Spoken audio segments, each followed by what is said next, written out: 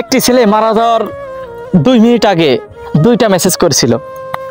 একটা মেসেজ ছিল তার বন্ধুকে, আর আরেকটা মেসেজ ছিল তার প্রেমিকাকে। মেসেজটা ঠিক এইভাবে করা হয়েছিল। তার প্রেমিকাকে সে মেসেজ করে বলছিল, আমি তোমাকে একটি কথা বলতে চাই, আমি তোমার সাথে এখন দেখা করতে চাই, তুমি কই আছো, তুমি আমার সাথে এখনই দেখা করো।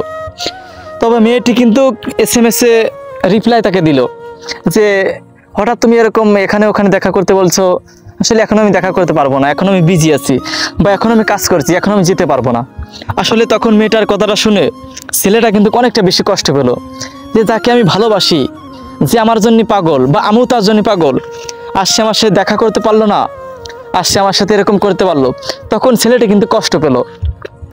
দেন তারপরে সে আরেকটি মেসেজ করলো তার বন্ধুকে মেসেজে এরকম বলছিল, দোস্ত এক জায়গায় যেতে হবে, তুই দ্রুত চলে আয়।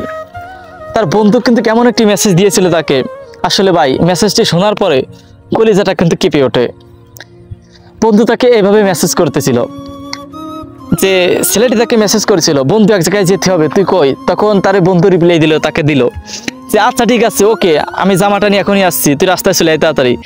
আসলে তখন ছেলেটি রিপ্লাইটা পেয়ে এতটা বেশি খুশি হলো, আর সে কিন্তু হঠাৎ মানে কান্না করে দিল যে আমি যাকে এতটা ভালোবাসি, যার জন্য পাগল, আর সে আমাকে মানে আমার সাথে দেখা করতে চাইলো না। আর যে বন্ধু, যে দোস্ত, সে কিন্তু মানে বন্ধুটার জন্য পাগল হয়ে গেল দেখা করার জন্য। আসলে এটা দেখে একটি জিনিস বুঝতে পারলাম, বন্ধু তো বন্ধুই, মনের মতো বন্ধু হলে আর কিছু দরকার হয় না। তাই আবারও কিন্তু ভালোবাসা কিন্তু হেরে গেল বন্ধুত্বের কাছে।